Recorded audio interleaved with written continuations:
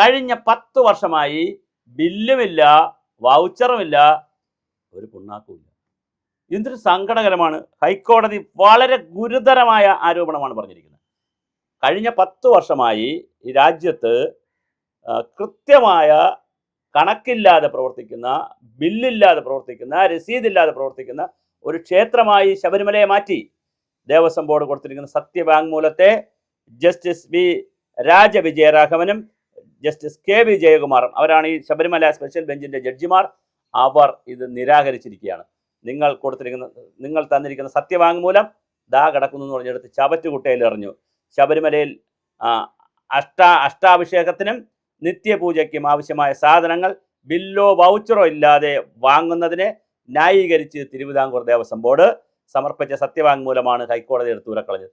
ഇവിടെ പെട്ടിക്കടയിൽ ഒരു സാധനം വാങ്ങിച്ചാൽ പോലും, അല്ലെങ്കിൽ ഒരു സർക്കാർ സംവിധാനത്തിൽ ഒരു ചെറിയ പ്രൈമറി സെൻറ്ററിൽ സാധനം വാങ്ങിച്ചാൽ പോലും അതിന് ബില്ലുണ്ടാവും, വൗച്ചറുണ്ടാവും, ഓഡിറ്റ് ഉണ്ടാവും, എല്ലാം ഉണ്ടാവും. ഇതൊന്നുമില്ലാതെ 10 വർഷമായി ശബരിമലയിൽ സാധനങ്ങൾ വാങ്ങുന്നു. കഴിഞ്ഞ 10 വർഷത്തെ അഷ്ടാഭിഷേക, മഹാനിവേദ്യ, ഗണപതി ഹോമം എന്നിവയുടെ വഴിപാടുകളുടെ മുഴുവൻ രേഖകളും 10 ദിവസത്തിനകത്ത് ഹാജരാക്കണമെന്നാണ് ജസ്റ്റിസുമാർ ഉത്തരവിട്ടിരിക്കുന്നത്.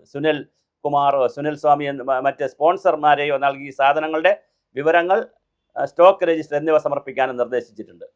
കണക്കുകൾ പരിശോധിച്ച് ഓഡിറ്റർമാരുടെ വിവരങ്ങളും ഓഡിറ്റ് റിപ്പോർട്ടുകളും ഹാജരാക്കണം. അപ്പോൾ കൃത്യമായ കണക്കുകൾ, ഓഡിറ്റ് റിപ്പോർട്ടുകൾ, ആരൊക്കെ സംഭാവന കൊടുത്തു, എന്തൊക്കെ, ഇതെല്ലാം ചോദിച്ചിരിക്കുകയാണ് ഹൈക്കോടതി. നിലവിലെ രീതികൾ സുതാര്യമാണോ എന്ന് പരിശോധിക്കുവാൻ സംസ്ഥാന ഓഡിറ്റ് വകുപ്പിനും സർക്കാർ കോടതി നിർദ്ദേശം നൽകിയിട്ടുണ്ട്. ശബരിമലയിലെ സ്പെഷ്യൽ കമ്മീഷണറുടെ റിപ്പോർട്ടിനെ തുടർന്നാണ് കോടതി സ്വമേധയാ വിഷയം പരിഗണിച്ചത്. ആരും പറഞ്ഞിട്ടല്ല, കോടതി സ്വമേധയാ ഈ വിഷയങ്ങൾ പരിഹരിക്കാൻ അടുത്തൊരു വിവാദത്തിലേക്ക്, അടുത്തൊരു തലത്തിലേക്ക് ശബരിമല മാറുകയാണ്.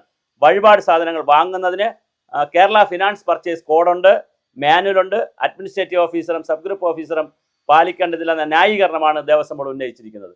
കോടതി ഇത് അംഗീകരിച്ചില്ല. കോടതി പറഞ്ഞു, സർക്കാരിൻ്റെ കേരള ഫിനാൻഷ്യൽ കോഡും പർച്ചേസ് മാനുവലും ദേവസ്വം ബോർഡിനും ബാധകമാണ്. അതുകൊണ്ട് തന്നെ ഫണ്ട് നൽകുന്നത് ഭക്തരാണെന്നും സാമ്പത്തിക കാര്യങ്ങളിൽ സുതാര്യത ഒഴിവാക്കുന്ന ഉത്തരവുകൾ ബോർഡിന് പുറപ്പെടുവിക്കാനാകില്ലെന്നും കോടതി പറഞ്ഞു. പൂജാ സാധനങ്ങൾ വാങ്ങുന്നതിനും ബില്ലും വൗച്ചറും വേണ്ട നിലപാട് ദുരുപയോഗത്തിനും തട്ടിപ്പിനുമുള്ള സാഹചര്യമാണ് ഒരുക്കുന്നത്. വഴിപാടിനാവശ്യമായ സാധനങ്ങൾ പെട്ടെന്ന് നശിക്കുന്നതിനാൽ ബില്ല് ഹാജരാക്കാനാകില്ലെന്ന തടസ്സവാദവും കോടതി അംഗീകരിച്ചില്ല. കോടതി പറഞ്ഞു, അതൊന്നും തടസ്സമൊന്നും പറയണ്ട, നിങ്ങൾ വാങ്ങിച്ചിട്ടുണ്ടോ ബില്ല് കൊണ്ടുപോവാ, വൗച്ചർ കൊണ്ടുപോവാ, അത് ഓഡിറ്റ് ചെയ്ത് വിവരങ്ങൾ കൊണ്ടുപോവാ. പാലും റോസ് വാട്ടറും കരിക്കും വാങ്ങുന്നതിനായി അഡ്മിനിസ്ട്രേറ്റീവ് ഓഫീസർക്ക് 300 രൂപ നൽകുന്ന രീതി തുടരാനാകില്ലെന്നും മഹാനിവേദ്യ പ്രസാദത്തിന് സുനിൽകുമാർ നൽകിയ സാധനങ്ങൾക്ക് ബോർഡിൻ്റെ നിർദ്ദേശം ഉണ്ടായിരുന്നിട്ടും രസീത് നൽകാതിരുന്നതിനെ അസ്വസ്ഥപ്പെടുത്തുന്നുവെന്നും പൂജയ്ക്ക് ആവശ്യമായ സാധനങ്ങൾ സുനിലിൽ നിന്ന് സ്വീകരിക്കുമ്പോൾ തന്നെ അതിൻ്റെ തുക അഡ്മിനിസ്ട്രേറ്റീവ് ഓഫീസർ എഴുതിയെടുക്കുന്നുണ്ടെന്ന വിജിലൻസിൻ്റെ ആരോപണത്തിനും വ്യക്തമായ ഉത്തരം ബോർഡ് നൽകിയിട്ടില്ല. അപ്പോൾ ഒരു സുനിൽ സ്വാമി ഫ്രീ ആയിട്ട് കൊടുക്കുക, അതിനുള്ള വില കണക്കാക്കി എഴുതിയെടുക്കുക. എത്ര മനോഹര മനോജ്ഞ സുന്ദരമായ ദേവസ്വം ബോർഡാണ്.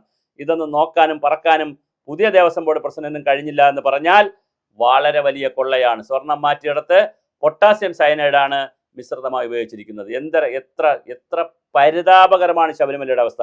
ശബരിമല ശ്രീകോവിലിലെ സ്വർണ്ണപ്പാളിയിൽ നിന്ന് 2019 ചെന്നൈയിലെ സ്മാർട്ട് ക്രിയേഷൻസിൽ കൊണ്ടുപോയിട്ടുള്ള സ്വർണം തിരിച്ച് പൊട്ടാസ്യം സയനൈഡിൻ്റെയും അയഡിൻ്റെയും മിശ്രിതം ഉപയോഗിച്ചാണെന്ന് പ്രത്യേക അന്വേഷണ സംഘം കണ്ടുപിടിച്ചിട്ടുണ്ട്.